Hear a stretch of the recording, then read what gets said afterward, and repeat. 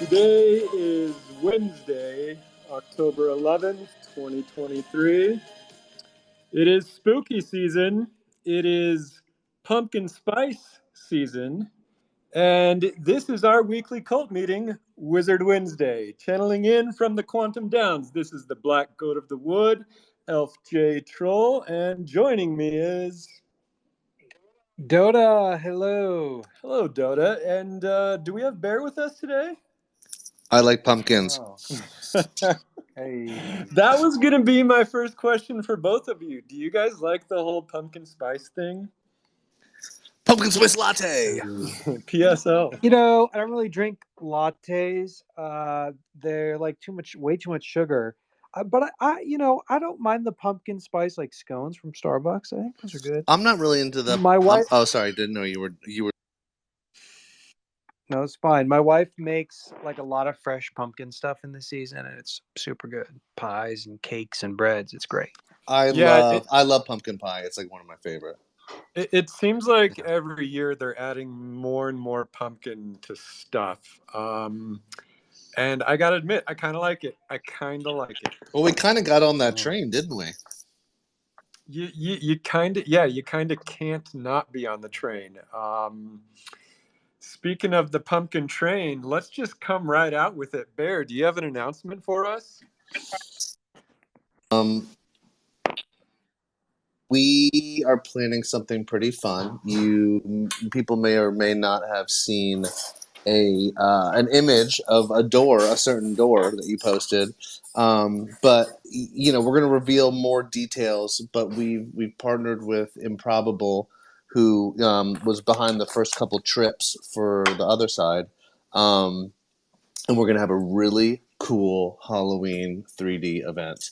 And I don't want to spill all the beans right now, but I just think people are going to be pretty excited to sort of get to utilize those beautiful models that you and Frog and the 3D team made. And I think it could be the beginning of something that we do in a more consistent manner. I don't know if that will happen, but I do think that there's something to this Halloween event that everybody congregating in one place at one time, having a collective, collaborative experience is something that's really neat. And I don't know, anything else you want to add? But and it's also just like Improbable has been such an amazing team so far.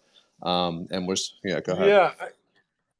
Yeah, I know you don't want to spill the pumpkin seeds, but I just want everybody to remember back a few months ago when Yuga had those really big events where there was 1,000 players in a giant world all at the same time going nuts. Basically, we're going to do our version of that. It's amazing. Yeah, we've got to see some early demos. They've got the the wizards all imported and running around and dancing, and it's just incredible. I mean, on Cyber was great to see 30 people, and then they've got like all 10,000, right? Like a crazy amount. Their technology is ridiculous. Yeah. So if you own a wizard, you'll be able to be your wizard. If you own a soul, you'll be able to be your soul because we'll have the souls done. We've got the beasts done, and we might even have a surprise for the beast masters, the owners of the beasts. Haven't fully solved that yet.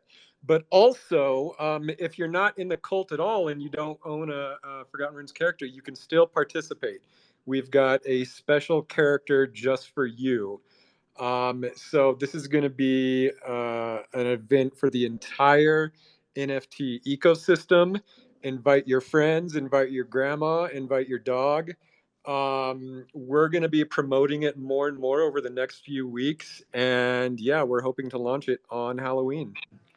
Yeah, you get to hear it here first. We've teased it a little bit on Twitter today, but we haven't posted a formal announcement.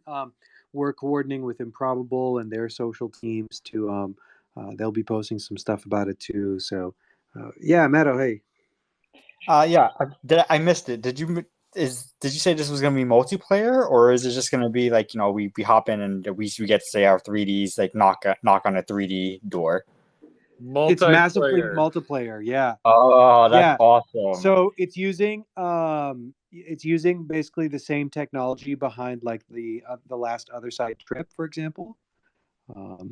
And so it will be not only for wizards, but we'll basically be inviting, let's say, crypto Twitter, like NFT holders in general, to come and join and participate and in the activities that we'll talk more Yeah, about as we get when we closer. say multiplayer, we mean thousands of players at the same time. If we can get that many in.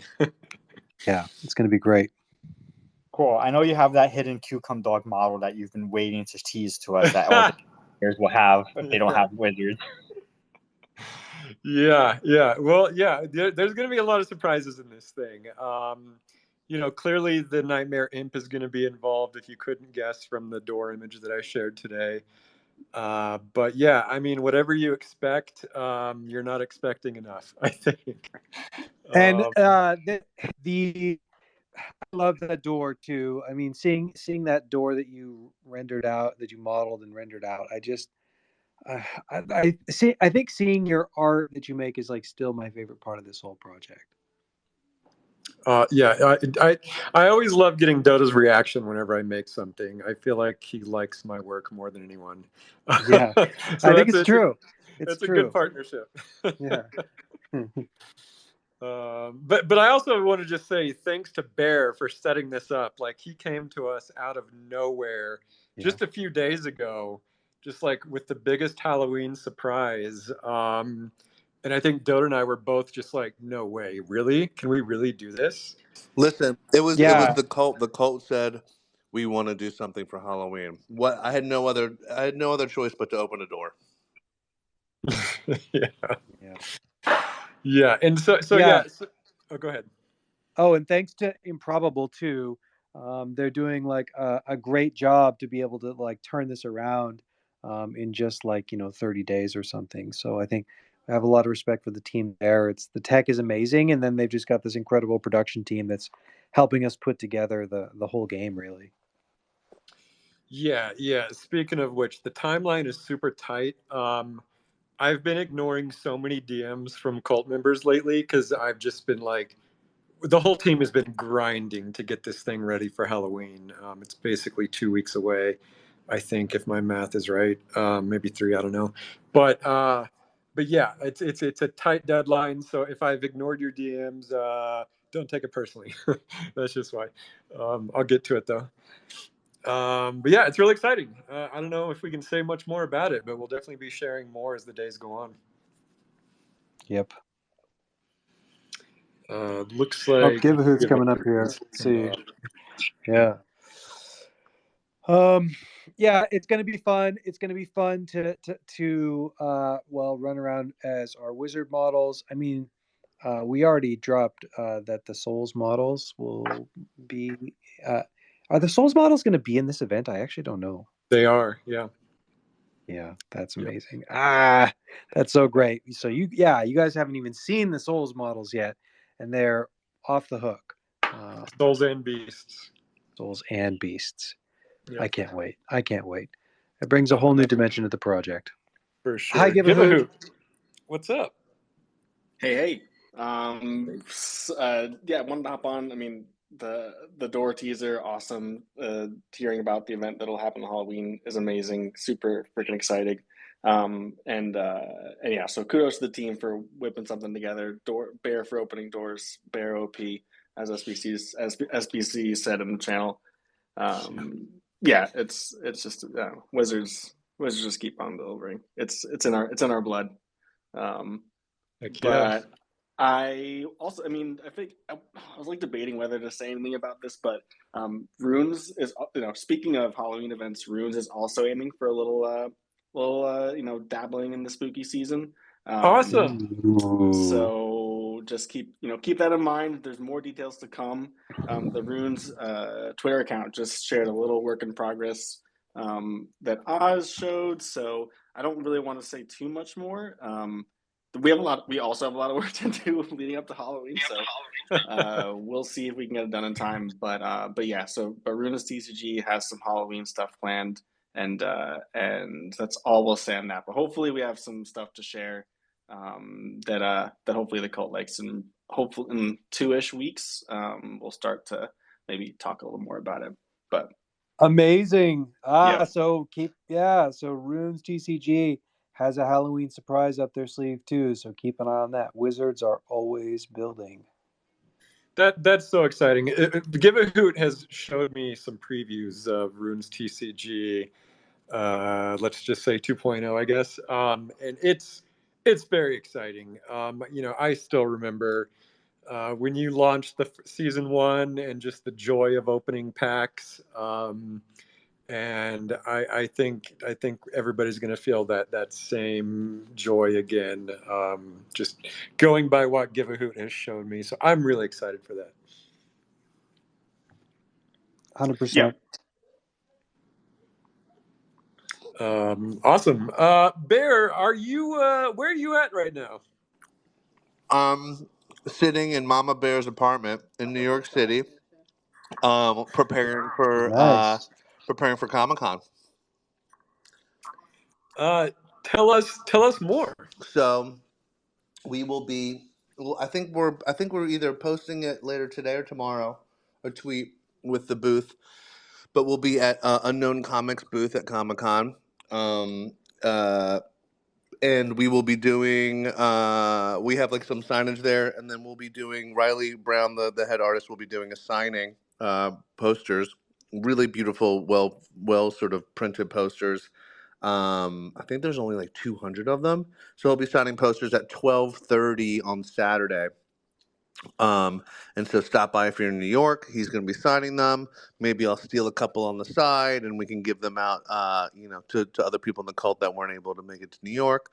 And I think, the friendly Cobalt Jitsi is going to come into town on Thursday morning, which I guess is tomorrow. And I think we put it in the New York City channel, IRL channel.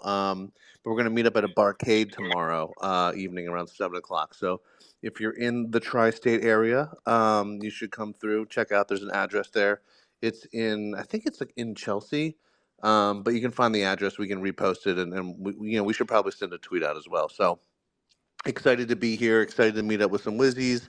Excited to be at Comic-Con. I mean, one of the ththings I love about Comic-Con is, I don't think there's any other event that people who like-minded people, like-minded wizard people would be at. So I like just going even beyond just our comic book and promoting that. Is just better understanding what people are interested in reading and buying and playing. And so I'm just excited to walk the floor. I'm actually going to bring Mama Bear with me, and we're going to walk the floor, and we're just going to sort of, get smarter about what's going on in the space, and make some connections, open some more doors. Amazing. Yeah, I think I said 2 weeks ago that I was going to go to that, and then a giant Halloween project got put on my desk, so I'm not going to be there. But Bear and Jitsi will be there, and Riley Brown, of course. You go back to your work cave. Exactly. Exactly. That's yeah. fun. That's great. That'll be fun to hang out with Jitsi too. Yep, that's awesome, man. All right. Well, yeah. So, yeah, I mean, like I said, I've been grinding on this Halloween thing, so I really didn't prepare a whole lot for this show. But Dotta, I think you've got. No, we've got a ton. We've got so much. We've got the DAO. We've got Runiverse, Goblin Town. There's so much. Discord bots. Fantastic. Take it away. So for one, the DAO. Let's talk about the DAO. So the DAO is really on the finish line, I suppose. We've got all of the final paperwork. I'm not actually sure who are the last people to sign. Reptar can correct me here, but I believe what it is that we have the final paperwork. We just basically need everyone to sign it. Here's the thing: the DAO has been a lot of work for a lot of people getting us there, and so there's 4 spots opening up. So there's 4 folks who have decided to step down. They've done just such a great job over the last year and a half now, right? So that would be Slick, Bam Bam, retired yield farmer, and TV are all stepping down from the DAO, and they've done just a great job. I'm really thankful to each of them for their contributions. They're basically staying on until we can get like these elections done. And so there's a lot of formalities for the election. I don't know if Reptar is here. Reptar, if you're here and you want to come up, I think he's actually at a thing right now, but maybe we'll have him up next week. But we'll basically be having elections for the DAO. If you want to be nominated or if you want to nominate someone, go visit the channel. So the channel there would be, let's see, it's the How DAO channel. And in there, you can see basically where the form is to submit your name or to submit someone else's name. So I know that people were kind of asking, what are the responsibilities, right? If you're on this, what are the responsibilities? So here, I can tell you a few things. The first thing is that like kind of the main responsibility is that you will be one of the private key holders for the multi-sig for the DAO. So as new projects are launched that give funds back to the DAO, this is the wallet that kind of has control over all of the funds. So to be on this council is, one of the like material things that you do is you hold a portion of the key. But the responsibility level really is just to be kind of like um, an usher for and like an advisor to the rest of the DAO, right? You're handling like you need kind of like people to meet and to discuss with one another and like work with kind of like the legal board of directors who are on the ground in the Cayman Islands to kind of like bridge this sort of gap between crypto and like the legal world. And also just be kind of like organizing to make the DAO happen, right? Make sure people are aware of when votes happen, make sure people understand what votes are available, organizing kind of the proposals. So it's not that like if you sign up, you have to do all of those things, but these are just part of the responsibility of the people that kind of sign up for this group, right? Is that you're able to kind of help influence the process of making the DAO happen. Does it come with a free apartment in the Cayman Islands? No, but can we just buy SBF's old place? Yeah, exactly. Yeah. Probably going for cheap. Yeah. Sorry, go ahead. No, it's fine. No, I think if somebody wants to move to the Cayman Islands, that would make our life easier because we've had to like pay a bunch of people that we don't know. Oh man, it's been such a headache getting stuff organized with the Caymans. Yeah, that would be actually great to have like a direct line of contact over there. Matto, let's you want to be roomies in the Cayman Islands? Yeah, let's go. Let's do it. Buy a piece of property and start the cult commune over there. Yeah, we can start the real life secret tower. So you guys busy building their real life treehouse will be the real life secret tower in the Cayman Islands. Let's do it. Let's go. Weird house. The weird house. Yeah. Right now the position is not paid, it's volunteer. I think that one of our biggest holders from Dialectic, Ryan Zurer, mentioned really early on when he came up to talk about this, and he said one of the biggest problems with these kinds of DAOs is people get burnt out, and so you really need to make sure that you're paying your contributors up front. And I think that we all took that advice to heart, but at the same time we're trying to be very conservative with sort of how the funds are spent until the DAO can kind of get off the ground and have some regular revenues. So, I mean, I can't promise this because I am not the one who can decide this, but I do know that there's kind of like a feeling for the people who are part of it that if there can be a time where it has this sort of predictable revenue, then the expectation is that the council members should get some degree of compensation. But all that is completely outstanding because really the only revenue that the DAO has had so far would be, I wouldn't say only revenue, but some of the major revenue that's come through, it would be babies, the Forgotten Ruins babies, as well as the Forgotten Ruins beasts, and then some other projects have contributed along the way. I think Runes TCG has probably contributed some, and there's some other projects as well. So, but really, there's not meaningful new revenue coming in. Surprise, surprise! It's NFTs in 2023. But all that to say, it's an unpaid position for the moment. But the doors open there if we can sort of make it successful. And so I think that's also part of the role of being on this council is sort of being strategic about how we can make sure that it's a sustainable organization that is not magic machine and then a force for guiding Forgotten Ruins, right? I think that here's the thing. let me roll back for a second. Is the point of Forgotten Runes is to build a decentralized IP, and so Magic Machine, right? The organization Bear and Elf and I are a part of are we're the centralized organization that sort of started it and got it off the ground, but eventually the community itself like needs to take over the decentralization aspect in all of the ways that that means, and to make the IP successful, right? We ultimately should be one actor in this decentralized system, and the DAO is another actor in the system. So it's a legal organization based in the Cayman Islands. I'm on the council as a signer, but I'm only one of nines, right? So I can't. It's not like whatever I say goes. I'm not the CEO. I'm the CEO of Magic Machine, but I'm not the CEO of the DAO. And so it needs people who are interested in like taking part, being motivated, being strategic, kind of like grow this project for eternity, really. So, but of course, you can do a tour of duty. You don't have to work for it for eternity. You can help out for a year and give your spot to someone else if you want to. So, nominate someone and vote. Be sure to vote. Dotta, I've been deliberately staying out of all DAO stuff. But and you probably you just said this, but so did you say exactly when the DAO will finally be able to distribute funds?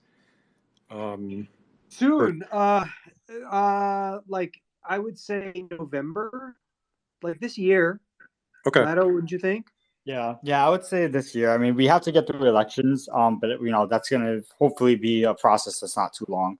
I mean, like the largest thing that was holding us back was just the legal, really. I think as far as everything else, once we get the elections up, we'll probably have to do like some onboarding and such. But I think everyone who would be like joining would be pretty well aligned and like understand kind of like what our goals are and such. So I think that it will be. I have good confidence that we'll be able to kind of like roll through and we'll start getting proposals and stuff. And yeah, like kind of like as you mentioned before, like initially this is it's kind of like unpaid. Like we've been doing all this, having weekly meetings and going through all the legal stuff, just kind of like as volunteer. Eventually we do want to be able to have like some kind of revenue flow so that we can actually have all the members be paid. Just it felt like after it being on freeze for like such a long time, it felt kind of like almost a bit like disingenuous, kind of just be like, all right, we started now, and now like everyone like we're gonna start distributing funds to ourselves before like anybody in the community really.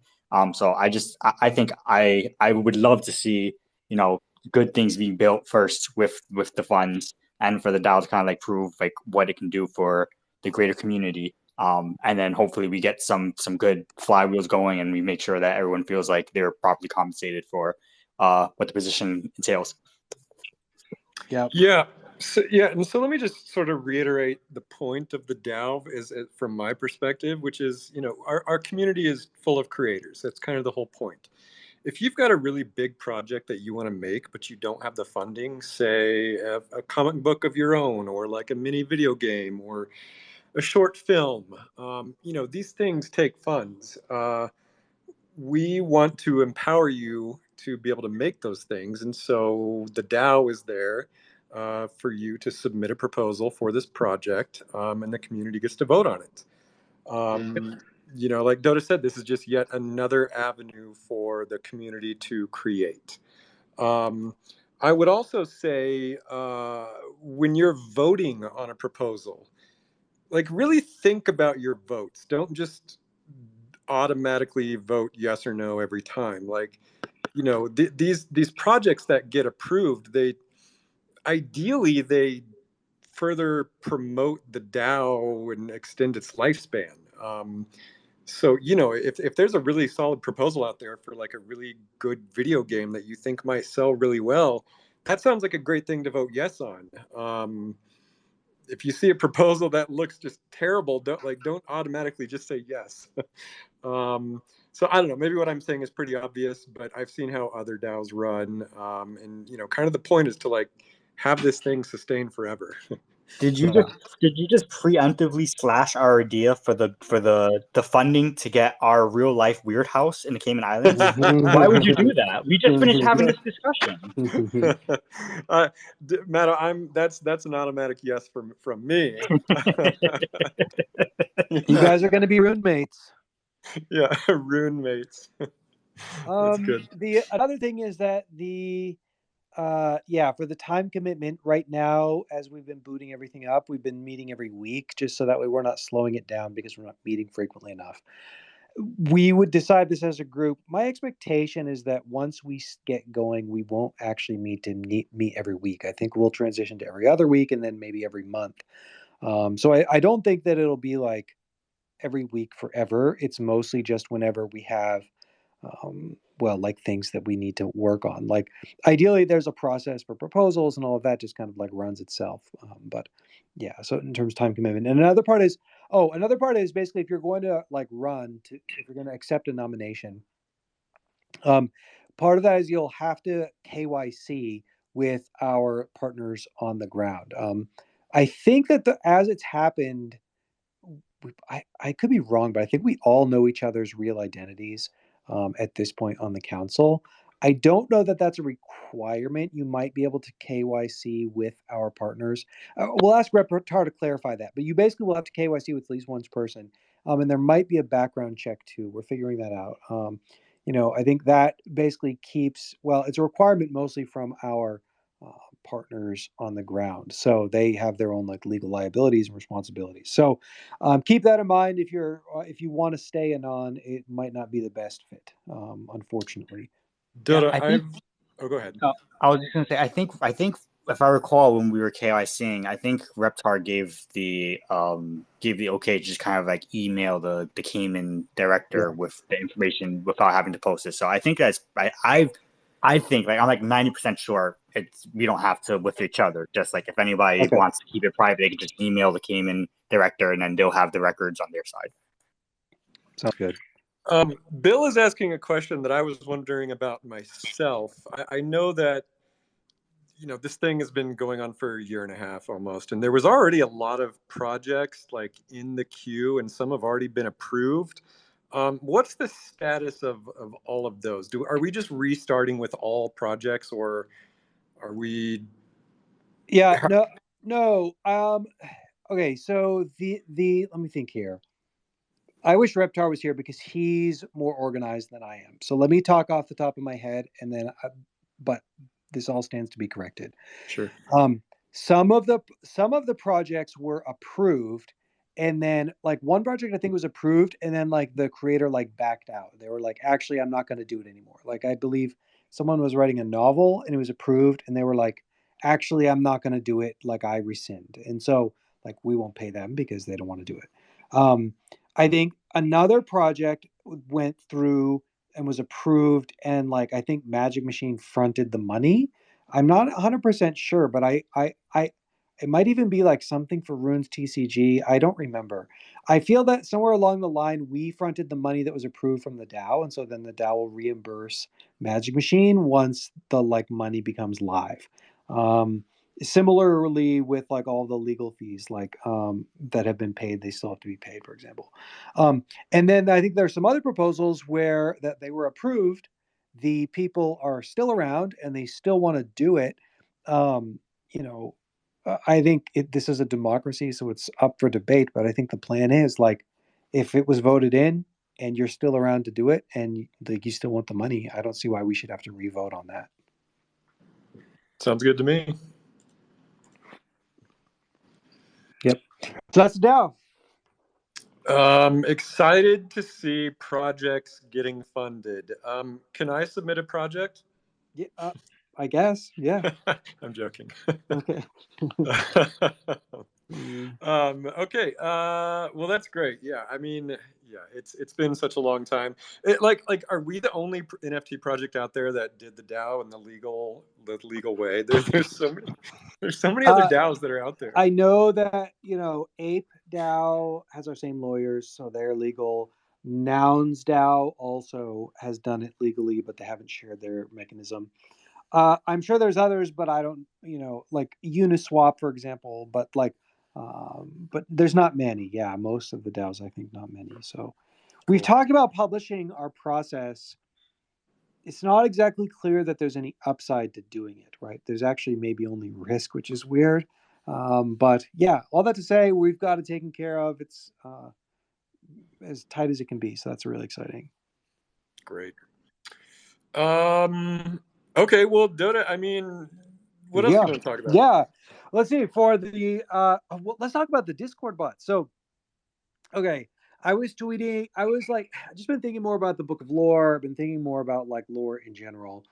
We'll make some improvements to the Book of Lore. We'll get there. But one of the things that I was just realizing is a few different pieces were all coming together for me. One was a lot of people feeling like lore is too heavy, right? I've really emphasized over the years, particularly in the beginning, around this like the lore being like tablets in stone handed down from the mountain, right? And then it's like you basically write in the Book of Lore, and it's this permanent thing that is like kept on chain and never can be disconnected from your wizard. And like in some sense, I was in love with that idea of permanence early on. And then in another sense, it's like just too heavy. It's too heavy for anyone to carry, and it's like a big barrier for kind of this constant creation that we see every day, right? And then we had this research. We've had it with like Dolly and Midjourney, and then now Dolly 3, and it's just getting better all the time. It just seems like so clear to me that it's only going to get better, of course. And what you have is like we have this community. Home base really for us is Discord, right? We're on Discord sharing images all the time, right? We shared all those toys last week. Everybody's sharing toys. People are sharing like drawings this morning, right? Like crayon drawings of Slim and Magus Devon today. And one of the things I was feeling like is, man, all this art just gets lost. Like, yeah, it's in Discord. Yeah, maybe you could back it up, but like nobody really enjoys it for a longer period of time, other than just like unless you were looking at it in the feed. And I was like, man, it'd be great if you could like just capture all of the art that's in Discord and put it on the Book of Lore, and just sort of realizing that that was possible now. So, yeah, so then the lore cord bot was born.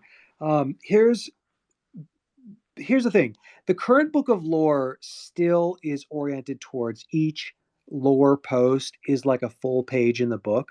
I think some of the tools that we're going to do next are support this kind of like, let's say, lighthearted like media gallery a little bit better, right? And so in my dream, really, like for every image that's decent that Magus Devon generates, if it's like good enough to post in Discord, it's good enough to post in the Book of Lore, right? Like that's really what I was going for. And so I actually now want to, before where I was saying, oh, lore is this like big important thing that's like a permanently attached to your wizard.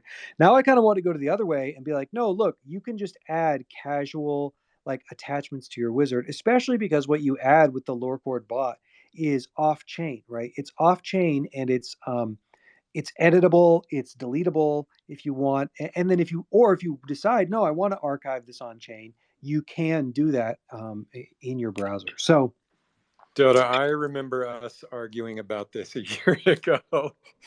And you wanted it to be lore to be like etched in stone, and I was like, no, lore is like a living thing that changes and evolves and gets deleted and rewritten. And it's interesting that you're shifting your view on this. yeah, absolutely. I think just hearing your view on it has softened up my opinion, and I think that like if you want to be able to go back and get this old lore, I like being able to find it, but it's not that important. Like things that are good are kept around, Yep. especially in the digital age. And so, Yeah, I mean that was sort of my take. Like my argument was like, this is how lore and data has been kept by humanity for thousands of years. I mean, some of it just has straight up been lost.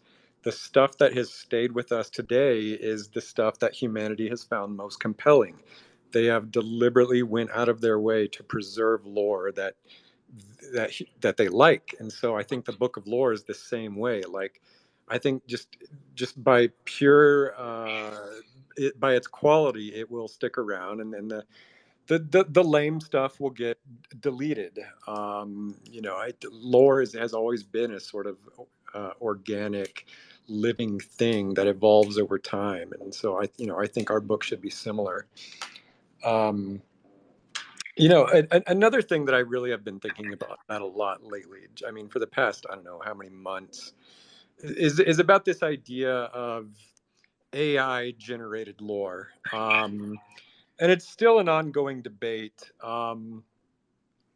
One thing I just always worry about is the Book of Lore seeing this tipping point where most of it is generated by AI and a minimal amount is generated by actual human beings.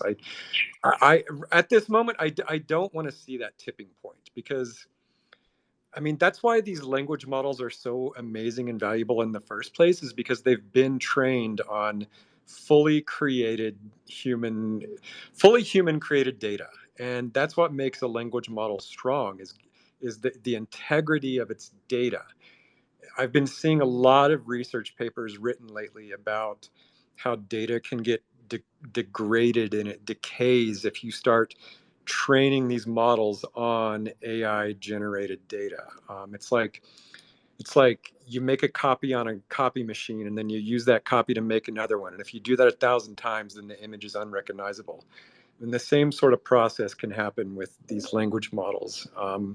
So, I know that we're not going to be able to keep all AI generated art and stories from the Book of Lore, but I would just, I would just like emphasize that whatever you create fully out of your head or your hands, from your own humanity, that's the best kind of data and lore that we can put at the foundation of our entire creative community. But Um, here's another perspective. Um, so I agree with what you're saying with regards to the tech, like the language models and the text lore, right? Like if you ask it to write a story right now today, I think that you definitely do see like a degradation in quality over time. When we're talking about images, I think about the framing is a little bit different. Is we always talk about it as if you are having the AI generate an image, and that's not. There's a way in which that's not exactly accurate. You're actually like finding the image within like a latent space, right? Like you're familiar with like the Library of Alexandria, and it's this idea that there's this like giant library that has every possible book that could ever be written, and then you're actually walking into the Library of Alexandria and you're picking out the book of Magus Devon of the Quantum Downs, and then you're handing it to the rest of us. And you're saying, like, in this realm of infinite space, here is like the idea that I conceived, and I'm like passing it over to you. And so, like, when you look at, for example, like some of the AI art that Magus Devon posted this morning from Dolly 3, like, yeah, that's AI generated, but it's like, it's actually picking out her likeness from the infinite I, space of likenesses, and I that's useful, I think. I get what you're saying, and I know I'm going to irritate a lot of people with this commentary, but no, I think what I'm saying actually applies to art even more, because what you're talking about is curating. You're talking about just selecting out of a handful of images. That's curation. Dolly and Midjourney and all of these AI art generators, they are trained on a huge collection of already established styles. And the art that has excited me and humanity for 1,000 years is artwork that expresses an entirely brand new look, an entirely brand new style. All these AI art models are trained on already existing styles. I mean, the vast Right. majority of AI art I see is this anime style, and that's fine if that's Right. what you want to do. Like, keep doing it. I'm not telling you not to do it, but what I am saying is the best artists in human history and the best art I've seen in the cult is stuff that is totally original, stuff that's just like something I've never seen before. We have so many cult members who are doing that, and that's what really excites me the most. It's fine to like redo your wizard with an AI art model. I mean, there's been a lot of really fun examples. I mean, the Secret Tower is full of them even today. It's great, but just like don't lose your human voice. Don't use your original ability to express something new. You Right. know, I think I'd rather see the Book of Lore full of just like unskilled yet unique artwork as opposed to just like AI animated or AI anime artwork. Right. And I think that there's like a couple different roles. Okay, there's infinite roles, but there's two roles in which we're discussing for like the role of like an image. Like one role is like this like ideal of an artist that like you as a human individual are like preserving your humanity by putting pen to paper and like creating a unique image that is like the penultimate in creation, and you're like participating in this like eternal ideal by a human creating art, right? Like that is an important role that like we should always preserve and never forget. I feel like there's another role of AI art that's something like sharing with the rest of us who your character is Yep. from like a mimetic value. So let's say, for example, um, the toys posts from last week. What that is not that we're like inventing new toys, but rather like you're repeating the meme of like this is what Gigas Chad looks like. This is what the Nightmare Imp looks like. And if I show you the Nightmare Imp in 100 different styles, now you actually like it's etched in your mind of who the Nightmare Imp is. And so I agree with you that I think that's like a secondary role to kind of this like ultimate creation. But I think it's also really useful to see like every picture of Magasteven of the Quantum Downs, because now you see that character out of the space of infinite. I totally agree. And I see what you're saying. It's like two different things. And yeah, it's just I want to make sure we don't ever lose the first one. Yeah. But like Shark Child just shared this hilarious image in the Secret Tower of like what our house in the Cayman Islands would look like. And it's like, you know, he never would have been able to do that in like 2 minutes without these AI tools. So like, yeah, I mean, there's great value in that. It's bringing real like joy to our community just to be able to do that so fast. But yeah, it is two different things. Yeah. Yeah. So yeah, I mean, use actually, the just to one actually go. thing I wanted to, I mean, not to. This is very additive to what Dota's saying, and I think not to say that this isn't what you're saying, Dota, but one thing to extend what Elf is saying a little bit in terms of like don't lose your human voice is also like also when possible, when fiscally possible, and kind of like when contextually possible, also like commission artists to do stuff too, um, because if you're blown away by what an AI model can generate, you'll be you know obviously 10 billion times more blown away by what like an artist can do. Like one of the most like incredible processes of Runes TCG has been giving artists like a very vague direction and kind of collaborating with them on like a card idea and then seeing what they come up with and having that be something I didn't even realize was even possible. And I'm just like amazed, and it becomes kind of this really fun process of, I mean, in actually a lot of ways, like in a lot of ways similar to how you collaborate with an AI. Like it is very tangential, it is very similar, and it is very and there's value in that too. Like it's a version of the process, but definitely like just throwing it out there, just highlighting commissioning artists is like working with an AI model on steroids, kind of. If that kind of makes sense. I know exactly what you're saying. There's another thing I've noticed about AI art now. It's like we're almost like a year into it, I would say. And let me back up. Do you know the term uncanny valley? Have you guys heard of that term? Yep. Okay, yeah. If people don't know, I think it originated from psychology, but people use it to describe CG artwork that is trying to look human, and it does look human, and yet there is an indescribable quality to it that it's not perfectly human, and so it gives you this uneasy feeling, like it's fake, and yet you can't describe why it's fake. And so as we're a year into AI art, and it's like, I don't know how, but I can always tell if a piece of artwork is AI generated. And I feel like everybody here could say the same thing. Like, can you always tell if something's AI generated? There's like a quality to it that's indescribable, and yet you can tell it's AI generated. 100%.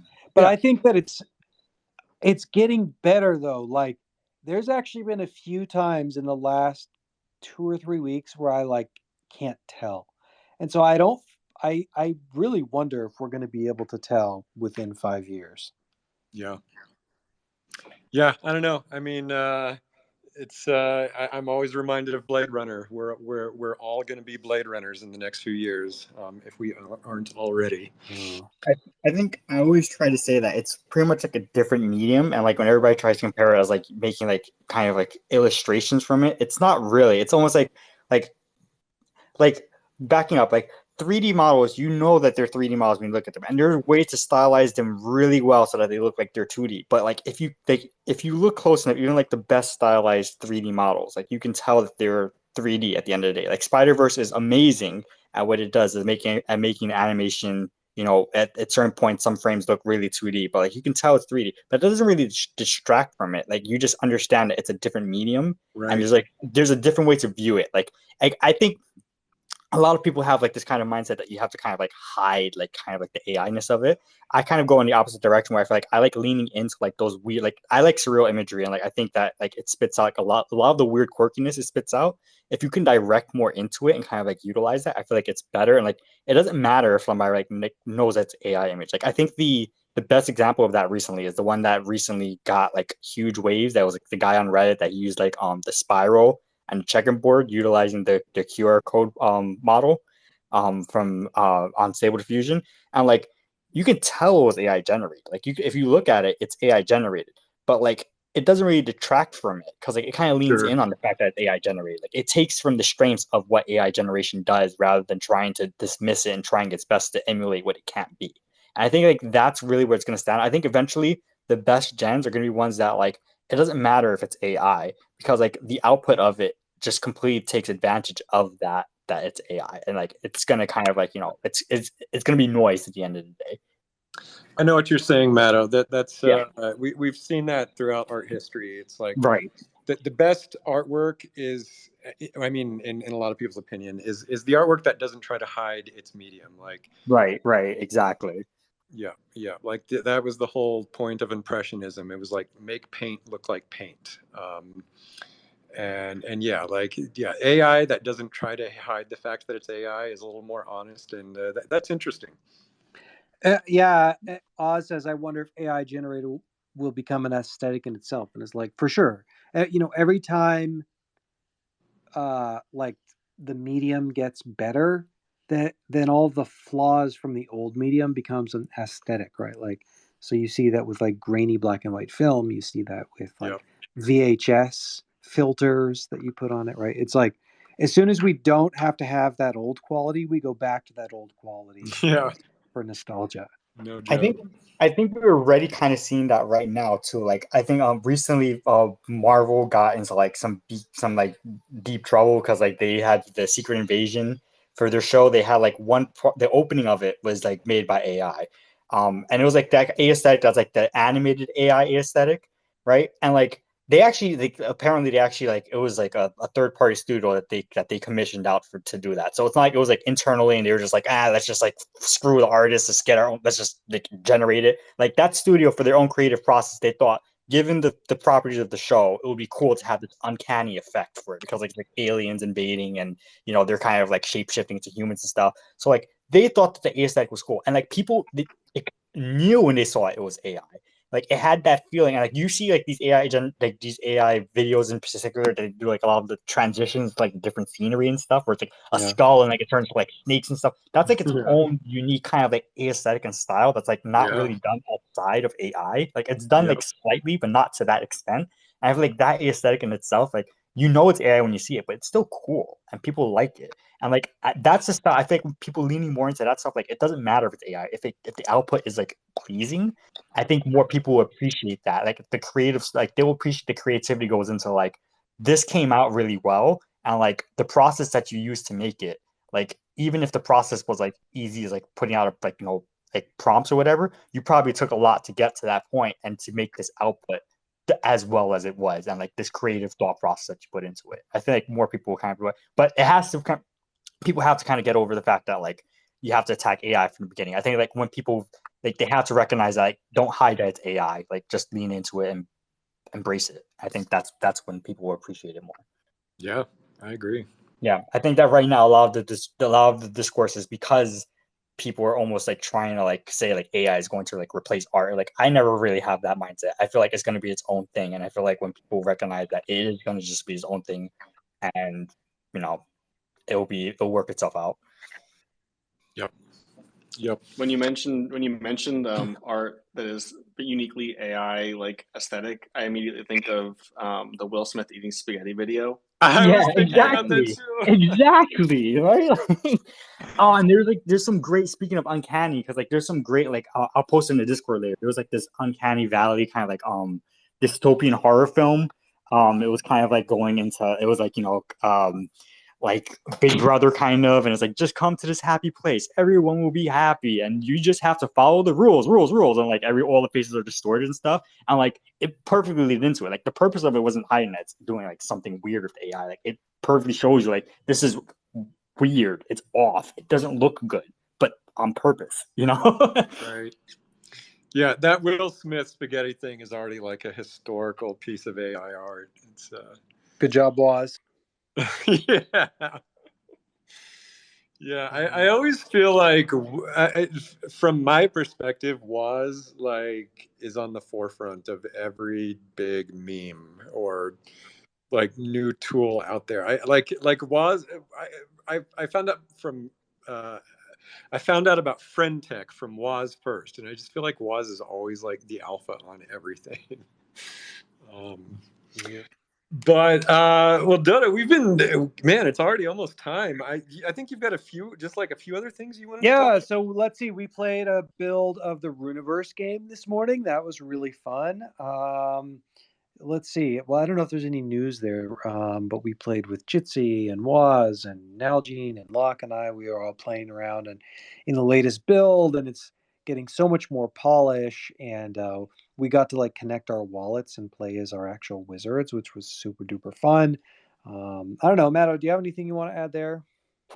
Yeah, I mean, without diving too much into it, I want to say, keep an eye out definitely on our Twitter feed for like the next week or two. We definitely be dropping some cool stuff. We have a lot of crunch time to like kind of get a lot of good features like polished out, with some ironing out. And I posted in Discord earlier. I'm like multitasking while on Wizard Wednesday. I'm kind of like hopping into the game, like testing a little bit of things here or there. We're doing kind of like a stress test. We have like kind of like a lot of devs and artists kind of just jumping in, running around just to see how like the game feels. If it's lagging around, it's doing pretty well. But yeah, I think the current build that we have is very close to like what we plan on having like for the more open release that we're gonna have very soon. Don't want to give an exact date on it because it may move over by a couple weeks or so, but it's coming along really well. I'm really excited for it. It's really fun. I think initially the level cap that we're going to have on it is going to be 15.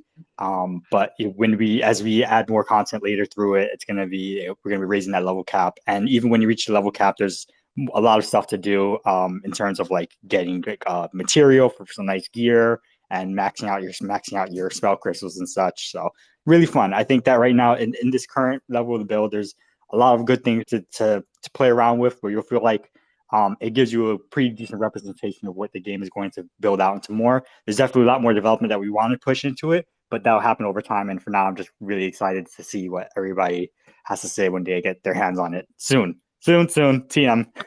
Yeah. Virgilus is asking, does the land sale come first or the game?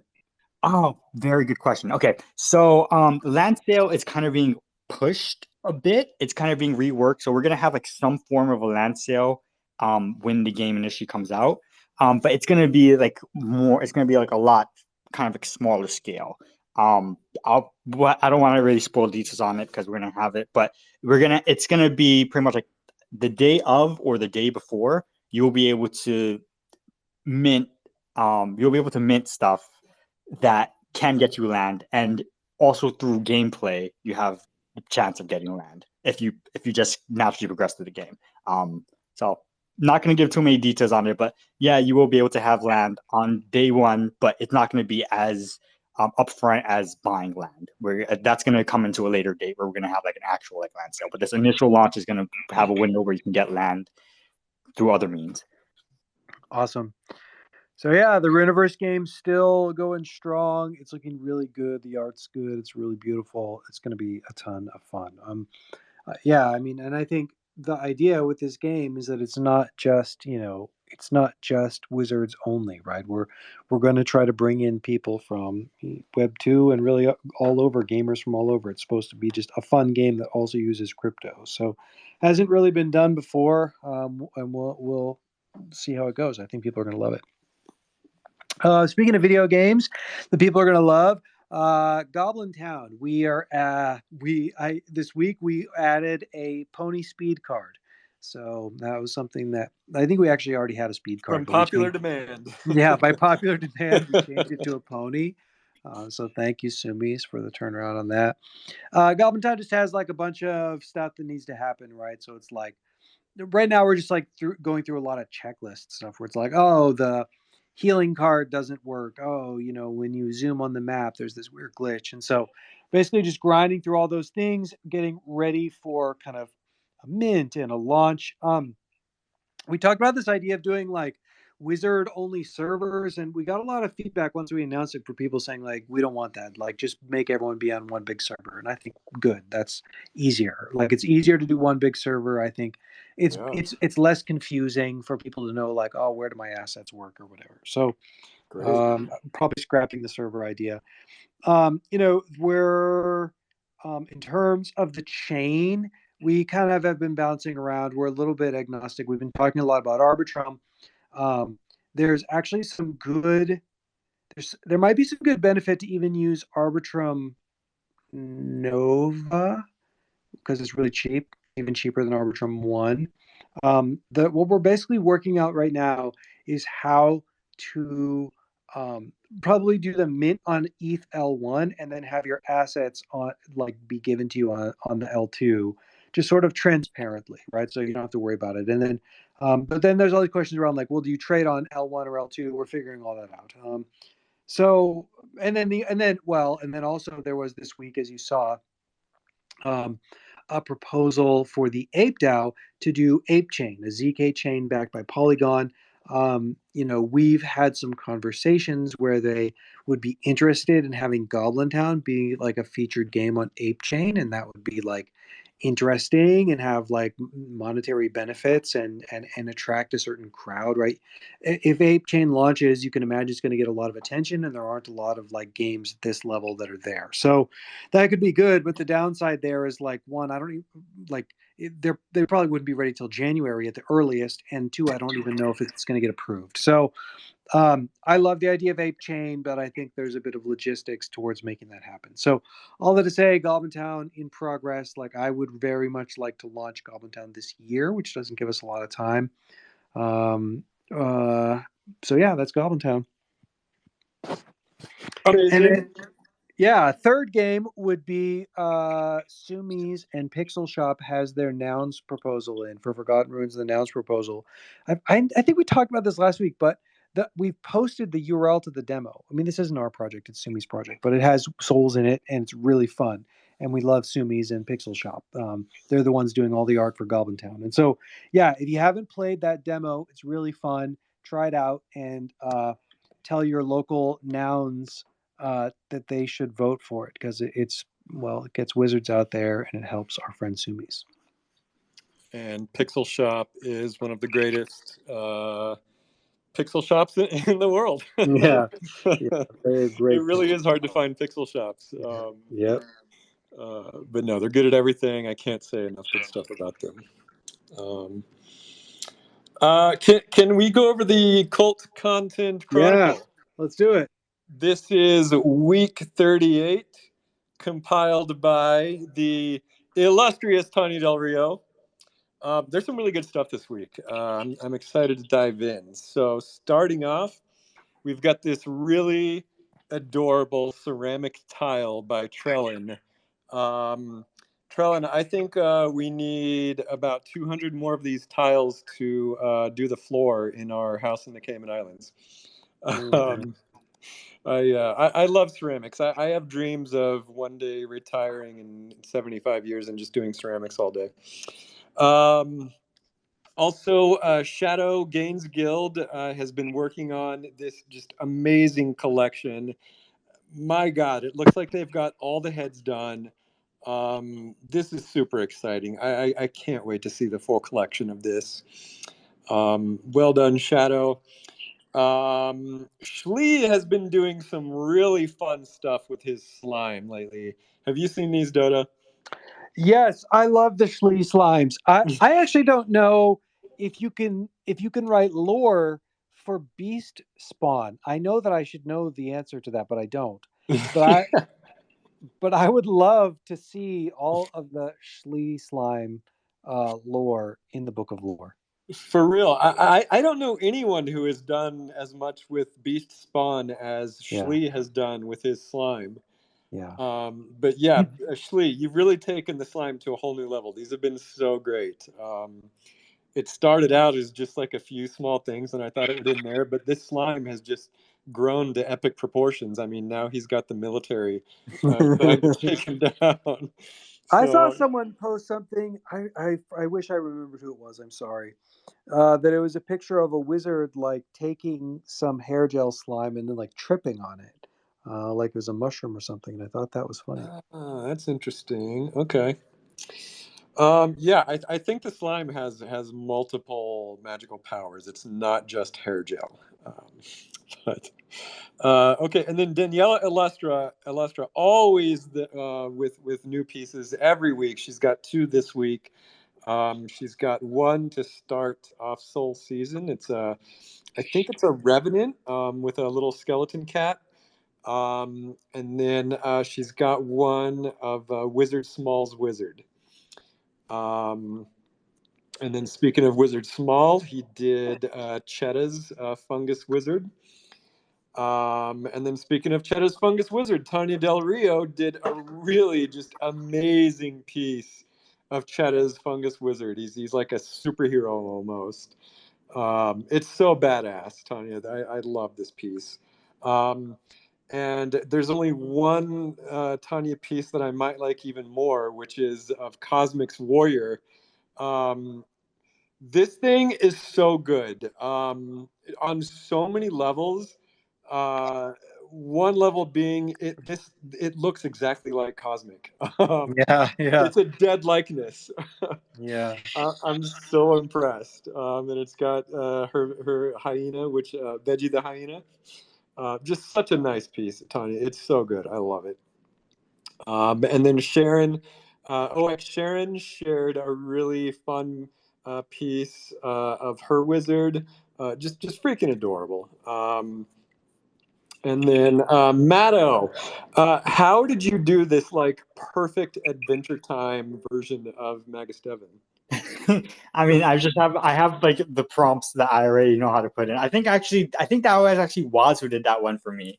I did some other ones, but I think that was actually Waz who just posted it. I was talking about Adventure Time just like 2 days ago in the Discord, and then Waz just kind of like posted it out. I believe it was him. Yeah, that one I actually didn't create that one, but that was very cute. It's so perfect. Yeah. Waz has been doing some really good stuff with Dolly lately. Yeah, that piece is awesome. God, speaking of another awesome piece, I loved this one this week.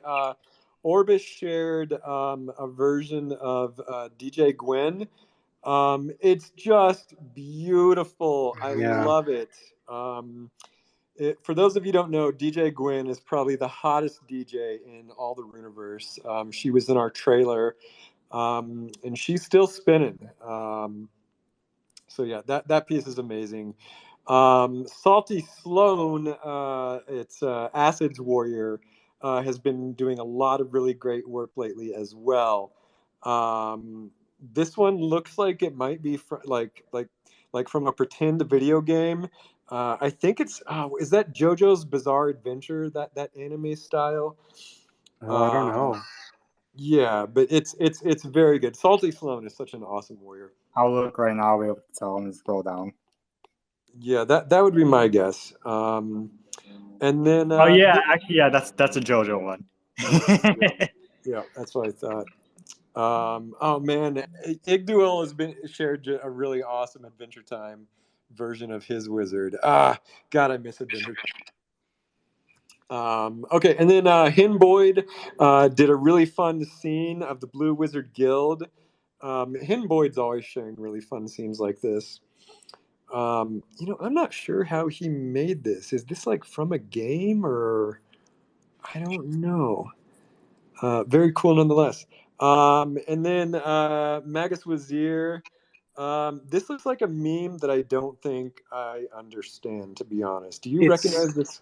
Yeah, it's so funny that I laughed out loud because it's like when you're like looking at your phone. Haven't you done this? You're looking at your phone in bed, and then you like drop your phone on your Got face, and it's yeah. Yep, I get it. Perfect. Yeah, he's dropping a giant So crystal good. ball on his So face. good. I need to know if this was a Waz creation or something that he found on /r/wizarding, because I'm guessing it could go either way.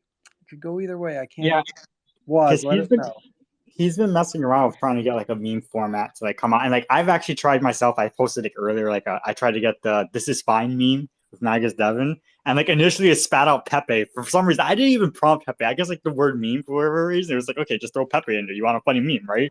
So like it made Magus Devon Pepe, which was hilarious. But I think he's trying also to try like find like formats that he can just have like easy memes spit out from the AI, so that way he can, if he has something in mind that's like really funny, he just kind of whips it out and kind of like post it. So it may be. He may have done that He from says it's from Dolly, Wizard Posting, from our Wizard Posting. okay, it's from Wizard Posting. But Cool. still, It's so good. it's a meme you could have made, Was. Yeah, totally. And then Runes TCG, the tournament is officially underway. Give a hoot. Do you want to say anything about that? No, just we're so Runes launched the tournament integration a little while ago. We're running our first Runes Rumble tournament, and people are playing. The auto matchmaking is working, and so we're aiming to finish up on Friday. So it's been a ton of fun. Yeah. Awesome, great. And then Magic Monday news. Last Monday, the guest was Ofek. I don't know how to say that name actually. Or was it Dr. Slurp? I can't tell from this post. But maybe it was both. I'm not sure. But yeah, every Monday is Magic Monday news, which I always miss because I think it's like early in the morning. And then Luchador's NFT project is incorporating wizards into their latest tournament. Super cool, cute looking wizard wrestlers. So check that out if you want. And I think that's it. Amazing. Okay, so I want to say a couple more things about the Discord bot, which is you can add lore from your phone now. So like once you like authenticate this bot, which you just do in the Discord, you hop over to the lore cord channel. It'll run you through collab land, but you shouldn't have to connect your wallet again. It should just remember you from last time. And then you can add lore without connecting your wallet, right? You just right click on the lore, click add lore, and then you pick your wizard. So what you do is you do /add lore. It'll tell you to do this, and then you search for your wizard, click on whatever your wizard is, and then it adds the lore automatically. So you don't have to connect your wallet. It verifies all your tokens. You can do it on the go. So yeah, I would just love to see people using it more and adding lore. We will work on the UI from the book so that way you can organize it a bit better, right? If you feel like, oh, I don't want this silly image to take up a whole page, no, that's the wrong way to think about it. Just use that function to archive all of the images about your character that you want to be preserved, and then we'll be able to reorganize them on the site. And it basically gives people a picture, a way to visualize your character in different settings. So yeah, so set up that bot, and I can't wait to see what you guys add there. Yeah, you just reminded me. 2 days ago, I did a whole new mock-up of Book of Lore version 2, 3. I'm not sure. I know we always say this, but we really are. We're gonna reformat the Book of Lore. It's gonna look cleaner. It's gonna be easier to use. It's gonna Just include more information about your token, probably display your 3D version, the pixel version, the walk cycle, all that stuff. Hopefully have social integration. I promise you, we haven't forgotten about it. The Book of Lore is the core of our community. And so Dota's Discord bot is just like one step towards that. And then just another reminder, like all lore you write goes towards training our large lore model. Dota, it automatically updates the LLM, right? Yep, that's right. Yeah. And so like when you add lore using the Book of Lore from the website or from the lore from the bot, both ways, that gets automatically fed into the Loracle within, let's say 5 to 10 minutes. And so then you can query the Loracle about it, and you're basically adding to the world bit by bit. So when you when you create lore, you are helping to create the Runiverse superintelligence. Yep. This inevitable overlord will look favorably upon you for your duty. So if that's not an incentive, I don't know what is. But yeah, we are aiming to have the most robust, thorough, expansive language machine in crypto Twitter. So help us do that. It only helps the project. Anything else, Dota? No, I think we're good. Matto, give a hoot. Anything? Yeah, you should watch Fiona and Cake. I should watch what? You should watch Fiona and Cake. Fiona and Cake. What, is that an Adventure Time thing, or what is Yeah, that? it's a spin-off of Adventure Time. Yeah. Watch Okay. it. Okay. You'll love it. All right, I'll check it out. Cool. Well, I don't know where the hell Bear went. But if you're in NYC, I'm sure you can find him.